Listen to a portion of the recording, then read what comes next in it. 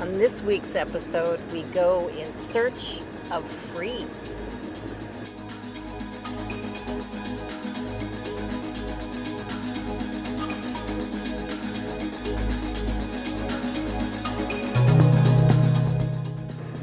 But we also pass through a lot of dying towns, a lot of empty buildings.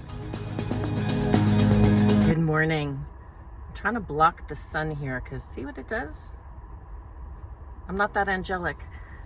So I ended up finding out that not all Cracker Barrels welcome road travelers. So ended up staying in a very, very full and busy Flying J's. Slept really well, but a lot of van dwellers. And I'm going to put in here the pictures of why more and more businesses don't want us staying in their parking lots and using that space overnight. Clean up your garbage, people. Like you're ruining it for the rest of us. So right now, it's 7:30 in the morning. This is the extent that I go to avoid crowds. And we're going to take a walk through Old Town Albuquerque, and then we're going to head to Roswell, right? That'll be cool. So Old Town Albuquerque is nestled on a rift carved by the Rio Grande River. It was a historic farming community, is now home to about 150 businesses. It was officially a village in 1706, and it predates the forming of the United States by 4 generations. They have flown 3 flags here: Spain, Mexico, and the United States of America. It was center stage for a brutal merger of 2 civilizations and has become one of the most unique and culturally significant melting pots in the history of the United States. Yeah, lots of old things in Old Town. So if you saw the last episode, we continued our extraterrestrial adventure after seeing where Jodie Foster filmed Contact, and we went to Roswell, New Mexico. But even the visitor center wasn't open until further notice. It seemed that Roswell, the town, had fallen on some difficult times. A lot of things were boarded up and closed, but we did find an amazing campsite in the middle of nowhere. Also free. But it took a little bit to find a suitable spot because some of them were completely filled with garbage that humans had left behind. Presumably not the aliens. So showing my trademark patience, which all my friends are laughing about now, we drove deeper into the desert and we found magic.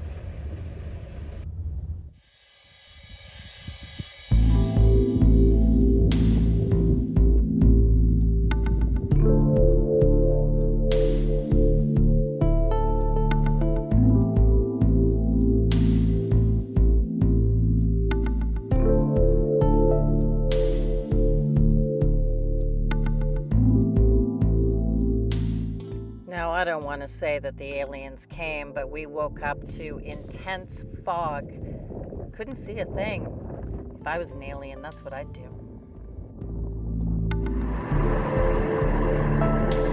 Good morning.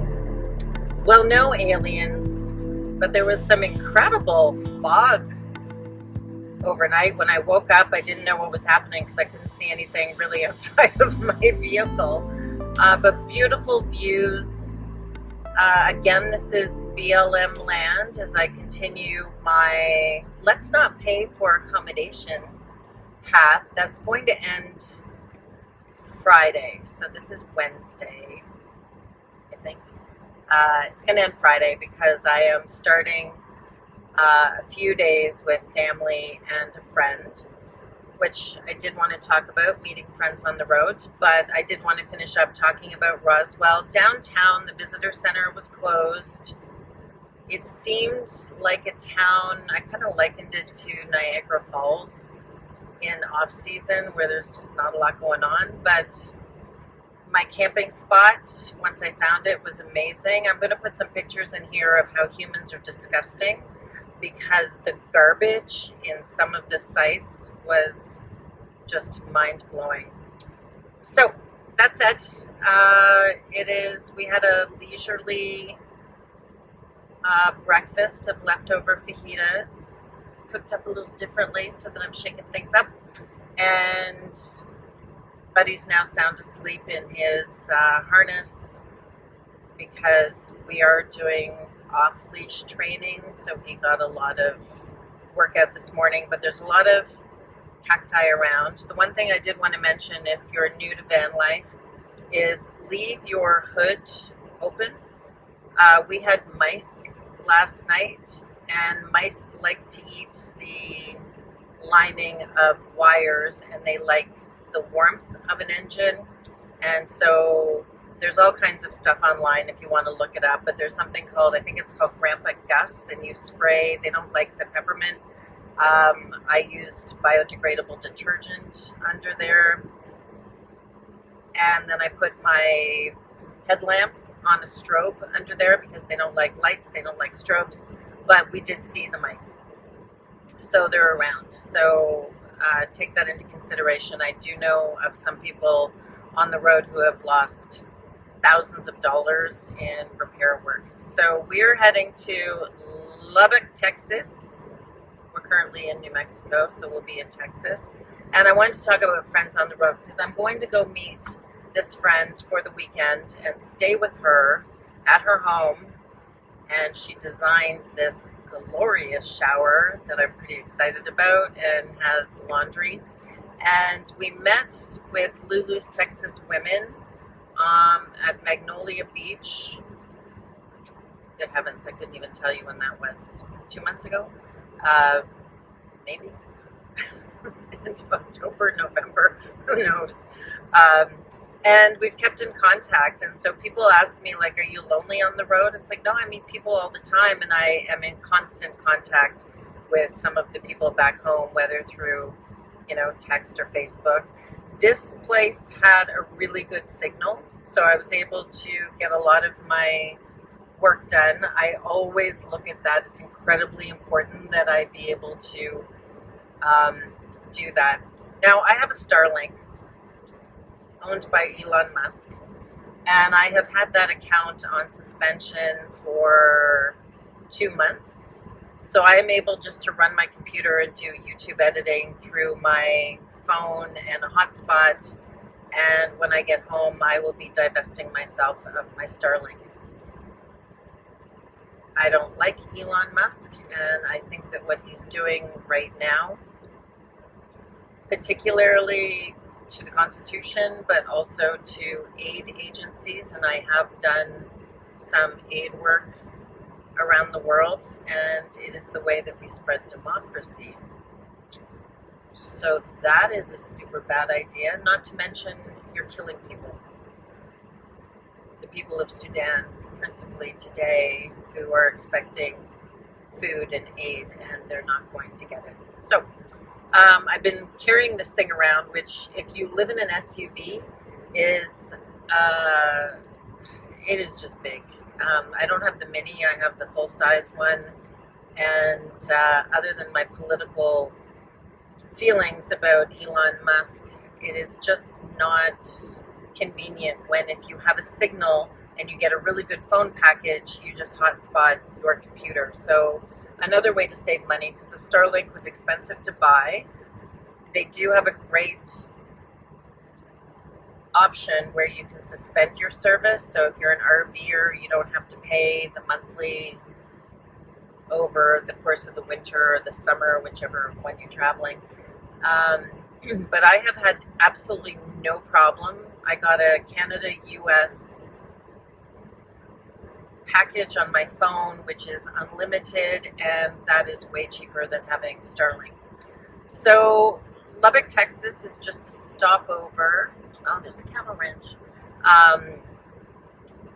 There's really not much that I want to see in Lubbock, and I heard there's this RV park outside of town that actually has like water and hookups, and it's free. So I continue my adventure in Free, and after I see my friend in, I think it's called Harrisburg, Texas, I am going to see my family in Dallas, Fort Worth, principally Fort Worth, and then I am going along the Gulf of Mexico coast to see more family in Florida and go to another meetup with 100 women, and then we'll head north. So my plans have changed dramatically since I started this journey, mostly because of fires, ice, struggles, but that's what we're doing today.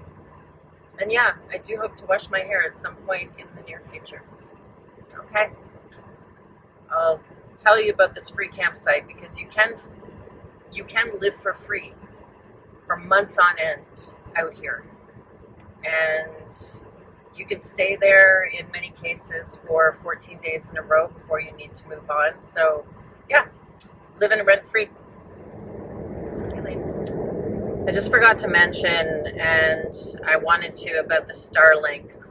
Where it has been helpful is in national parks. State parks, you can often get a signal if you're near the outskirts a little bit, but national parks, you will not get a phone signal. So if you're looking at Starlink and you do a lot of time in the national parks, that is somewhere that it would be really helpful. That said, it drains a lot of battery power. So if you don't have solar and you're not traveling in beautiful weather like I've been traveling in with full sun, that is something to consider, is how much of your portable power bank.